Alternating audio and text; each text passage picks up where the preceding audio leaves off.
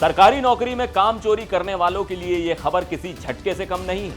अब तक आपने प्रमोशन के बारे में सुना होगा, लेकिन यूपी के कानपुर में सीधा डिमोशन हुआ है, और डिमोशन भी ऐसा कि कुर्सी पर बैठने वाले बाबू सीधे चपरासी बन गए। कानपुर के डीएम जितेंद्र प्रताप सिंह ने कलेक्ट्रेट में तैनात 3 बाबुओं को चपरासी बना दिया है। वजह जानकर आप हैरान रह जाएंगे। ये तीनों बाबू 1 मिनट में 25 शब्द भी टाइप नहीं कर पा रहे थे।